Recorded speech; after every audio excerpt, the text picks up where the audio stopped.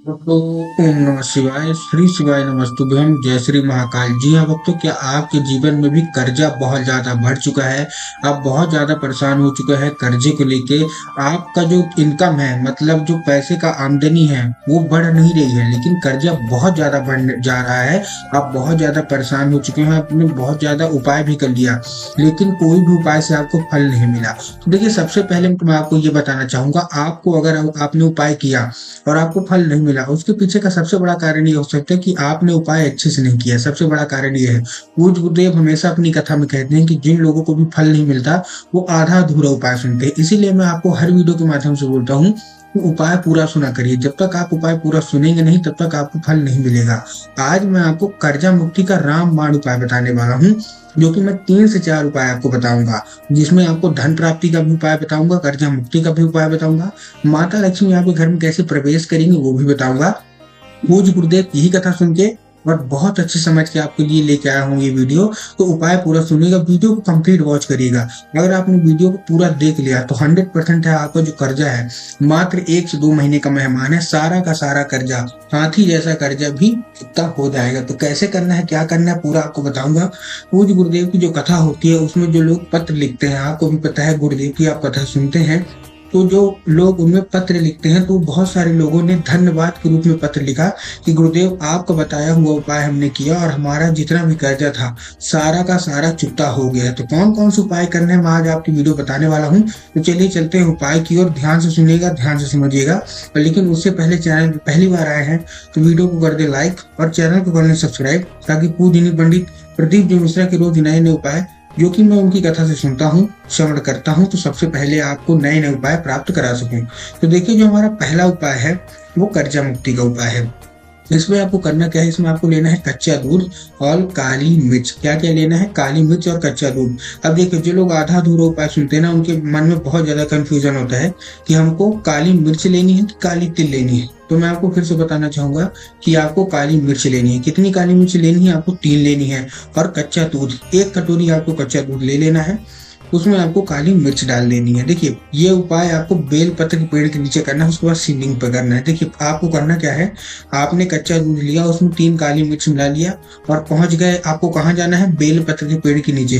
पूज्य गुरुदेव हमेशा कहते हैं कि बेल पत्र के पेड़ में स्वयं माता पार्वती का वास होता है। तो अगर आपने माता पार्वती को खुश कर लिया तो 100% है, महादेव तो खुश होंगे ही होंगे। अब आपने क्या लिया है, दूध लिया है। देखिए, जो दूध आप लेंगे उसमें आपको ध्यान रखना है कि दूध कच्चा होना चाहिए। सबसे पहली बात तो ये, पका हुआ नहीं होना चाहिए। दूसरी बात, गाय का होना चाहिए, ठीक है, और किसी का नहीं लेना, गाय का लेना है। और कच्चा दूध, तो उसमें 3 काली मिर्च ये लेके आपको पहुंच जाना है बेल पत्र के पेड़ के नीचे।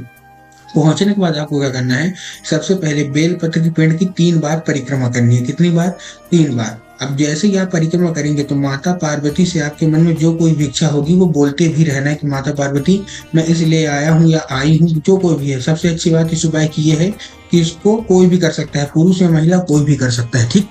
तो आपको बोलना है। बोलने के बाद आपको केवल इस चीज का आपको ध्यान रखना है कि केवल आधा कटोरी, पूरा नहीं, केवल और केवल आधा कटोरी जो दूध है वो आपको बेलपत्र की पेड़ की जो जड़ है ना, वहां आपको अर्पित करना है। केवल आधा, पूरा नहीं करना। आधा और कहाँ करना मैं आपको अभी बता रहा हूँ। केवल और केवल आधा। देखिए, सबसे पहले आपने लाया, गाय का लाया, उसके बाद आपको 3 बार परिक्रमा की। 3 बार परिक्रमा करने के बाद आपने क्या किया, अपनी मनोकामना मांग ली। अपनी मनोकामना मांगने के बाद जो बेलपत्र की पेड़ की जो जड़ है वह आपने क्या किया, आधा अर्पित कर दिया। और तुरंत जो आधा कटोरी बचा है उसको लेके आपके घर के आसपास जो कोई भी शिव मंदिर हो तो जाके शिवलिंग पे अर्पित कर देना। पूज्य गुरुदेव कहते हैं कि जो कोई भी व्यक्ति ये उपाय कर लेता है, मतलब आधा दूध काली मिर्च का जाके बेलपत्र के पेड़ में और आधा जो दूध है वो जाके कहाँ अर्पित करता है, शिवलिंग पे, और अपना कर्जा का मनोकामना मांगता है, मात्र 1 से 2 महीने के अंदर उसका सारा का सारा कर्जा महादेव चुकता कर ही कर देते हैं। तो उम्मीद करता हूँ पहला उपाय आपको अच्छी समझ में आ गया होगा। जो हमारा दूसरा उपाय है वो आपको कहाँ करना है, वो आपको करना है बरगद के पेड़ के नीचे। इस उपाय में आपको क्या चाहिए, दही चाहिए, ठीक। इस उपाय में आपको क्या चाहिए, दही चाहिए। दही कौन सी होनी चाहिए, देखिए सबसे पहली बात तो शुद्ध होनी चाहिए, इस चीज का ध्यान रखना है। तो आपको दही के लेके आपको कहाँ जाना है, बरगद के पेड़ के नीचे। अब जो लोग आधा अधूरा उपाय सुनते हैं वो करेंगे क्या कि दही लेके जाके शिव जी पहुंच जाएंगे, क्योंकि शिव जी पे तो दही अर्पित होती है। लेकिन कर्जा मुक्ति का अलग से उपाय है, अलग से नाम लेके करना है, इसलिए आपको अच्छे से सुनना है। और अगर आप अच्छे से नहीं सुनेंगे तो आपको फल नहीं मिलेगा। आपने दही ली, दही लेके आपको पहुंच जाना है कहाँ? बरगद के पेड़ के नीचे। अब देखिए इस उपाय की कोशिश ये करिए कि इस उपाय को आपको सोमवार के दिन करना है, ठीक ना? देखिए करने को तो आप किसी भी दिन कर सकते हैं, लेकिन कोशिश आपको ये करना है कि इस उपाय को हमको सोमवार के दिन अगर हो जाता है तो बहुत अच्छी बात है। सोमवार के दिन आप पहुंच गए, पहुंचने के बाद सबसे पहले जैसा आपने बेलपत्र के पेड़ की 3 बार परिक्रमा की थी, सेम टू सेम आपको क्या करना है? बरगद के पेड़ की 3 बार परिक्रमा करनी है। 3 बार परिक्रमा करने के बाद क्या करना है?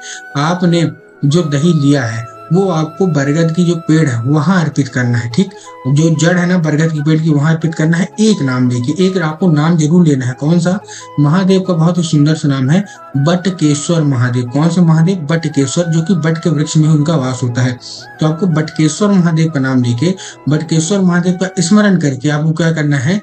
दही अर्पित कर देना है। पूज्य गुरुदेव कहते हैं अगर बटकेश्वर महादेव का नाम लेके आप दही अर्पित करते हैं और अपनी कर्जा मुक्ति की मनोकामना मांगते हैं तो महादेव अवश्य रूप से आपकी मनोकामना सुनेंगे और उसमें आपकी मनोकामना पूरी कर देंगे मात्र 1 से 2 महीने के अंदर। ये तो था हमारा कर्जा मुक्ति का। अब जो हमारा अंतिम उपाय है वो धन प्राप्ति का है। बहुत सारे लोग ये भी पूछते हैं कि हमको धन प्राप्ति नहीं हो रही, तो धन प्राप्ति का बहुत ही रामबाण उपाय लेके आया हूँ, जो कि मैंने पूज्य गुरुदेव की ही कथा सुन के और बहुत अच्छे समझ के आपको बताने का प्रयास कर रहा हूँ। इस उपाय में आपको चाहिए क्या? 1 लोटा जल चाहिए, जो कि तांबे के लोटे में होना चाहिए। काहे के लोटे में होना चाहिए? तांबे के लोटे में। अब आपने 1 लोटा जल ले लिया, तो उसमें आपको डालना है 3 बूंद गंगा जल। कितने बूंद? 3 बूंद। और उसके साथ चाहिए आपको 7 बेल पत्र। अब देखिए जो आप बेल पत्र लेंगे उसमें आपको ध्यान रखना कि बेल पत्र कहीं से भी कटा फटा नहीं होना चाहिए, कहीं से भी मुरझाया हुआ नहीं चाहिए, कहीं से भी खंडित हुआ हो नहीं चाहिए।